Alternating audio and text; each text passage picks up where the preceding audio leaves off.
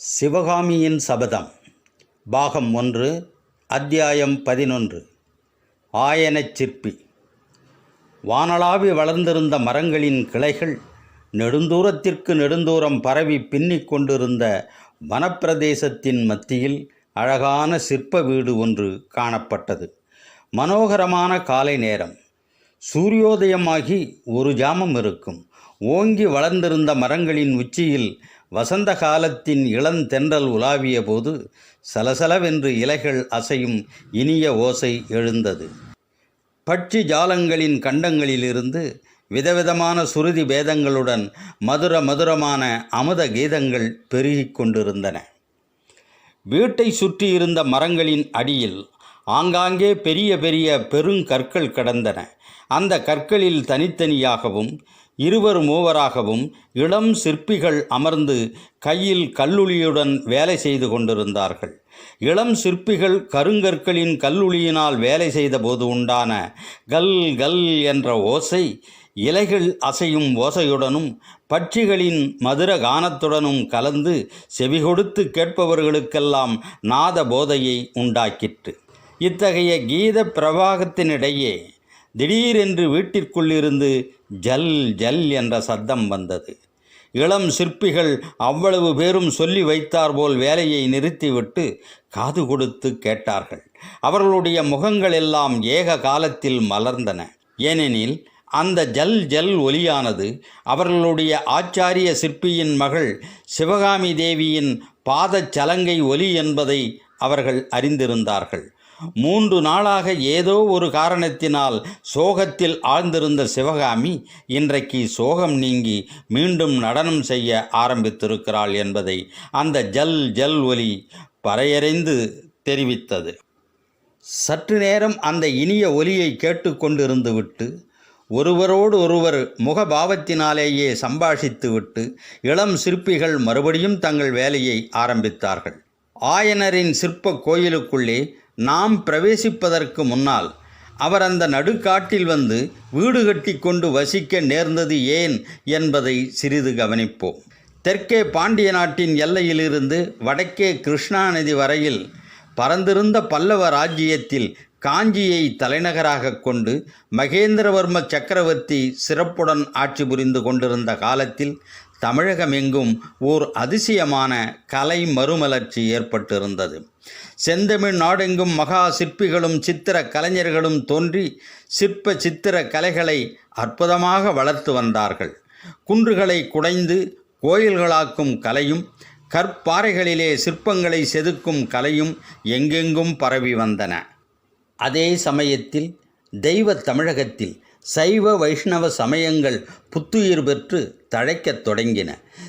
சிவனடியார்களும் வைஷ்ணவ பெரியார்களும் ஸ்தல யாத்திரை என்ற வியாஜத்தில் தேசமெங்கும் பிரயாணம் செய்து சைவ வைஷ்ணவ சமயங்களை பரப்பி வந்தார்கள்.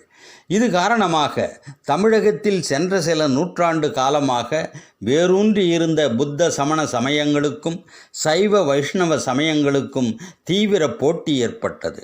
அந்தந்த சமய தத்துவங்களை பற்றிய விவாதங்கள் எங்கே பார்த்தாலும் காரசாரமாக நடந்து கொண்டிருந்தன. மேற்படி சமய போட்டியானது கலைத்துறையில் மிகுதியாக காணப்பட்டது.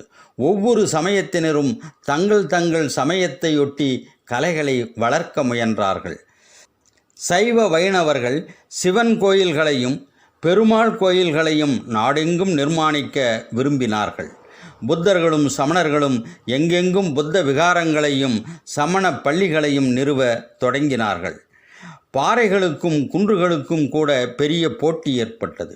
ஒவ்வொரு மதத்தினரும் இது எங்கள் குன்று, இது எங்கள் பாறை என்று பாத்தியத்தை கொண்டாடினார்கள்.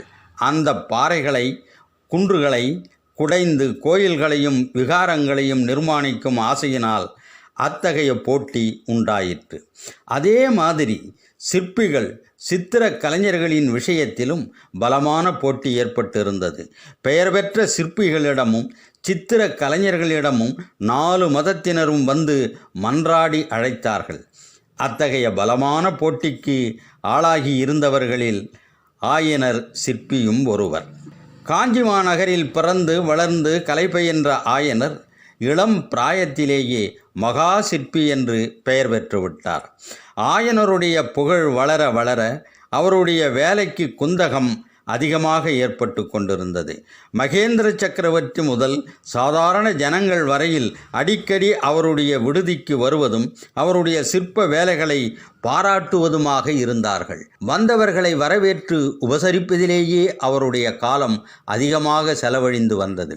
சைவகுலத்தில் பிறந்த ஆயனர் இயற்கையாக சைவ மதப்பற்று கொண்டிருந்தார். அதோடு பழந்தமிழ் நாட்டு சிற்ப வடிவங்களில் சிறந்த ஸ்ரீ நடராஜ வடிவம் அவருடைய உள்ளத்தை பூரணமாய் கவர்ந்திருந்தது. எனவே அவருடைய சிற்ப வேலைகள் பெரும்பாலும் சைவ மதத்தை தழுவியதாக இருந்தது. இது காரணமாக புத்த பிட்சுகளும் சமண முனிவர்களும் ஆயனரை தங்கள் சமயத்தில் சேர்த்து கொள்ள இடைவிடாது முயற்சி செய்த வண்ணமாயிருந்தார்கள். இந்த தொல்லையில் இருந்து விடுபடுவதற்காக ஆயன சிற்பியார் ஒரு தீர்மானத்திற்கு வந்தார். அதாவது காஞ்சி நகரை விட்டு சென்று எங்கேயாவது நடுக்காட்டில் ஏகாந்தமான பிரதேசத்தில் வீடு அமைத்து கொண்டு வசிக்க வேண்டும் என்பதுதான். அவ்விதம் ஆயனர் தீர்மானிப்பதற்கு இன்னொரு முக்கியமான காரணமும் இருந்தது.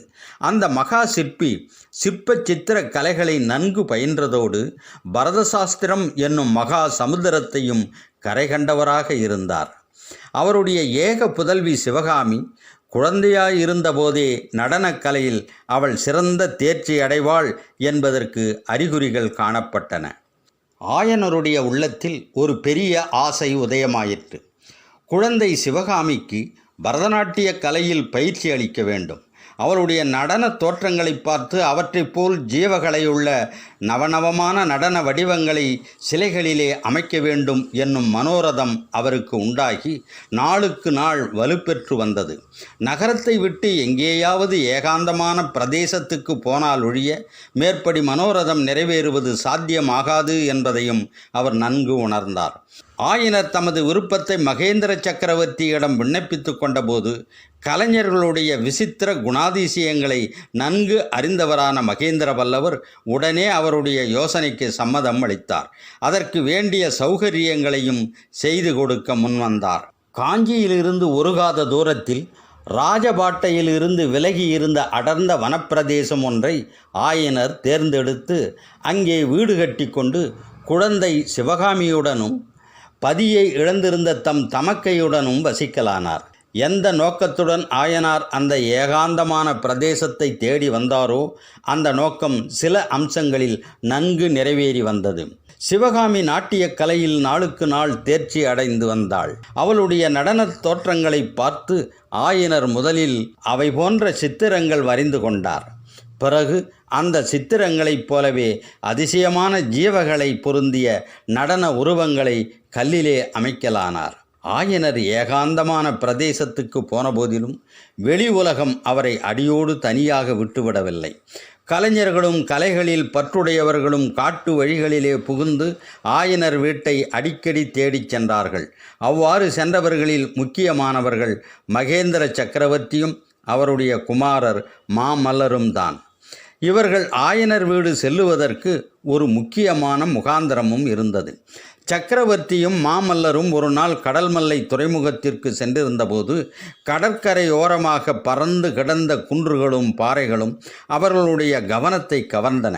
அந்த குன்றுகளிலும் பாறைகளிலும் விதவிதமான சிற்ப வேலைகளை செய்து கடல்மல்லை தலத்தை ஒரு சொப்பன லோகமாக செய்துவிட வேண்டும் என்று அவர்கள் தீர்மானித்தார்கள். தமிழகமெங்கும் இருந்து ஆயிரக்கணக்கான சிற்பிகள் அங்கு வந்து வேலை செய்ய தொடங்கினார்கள்.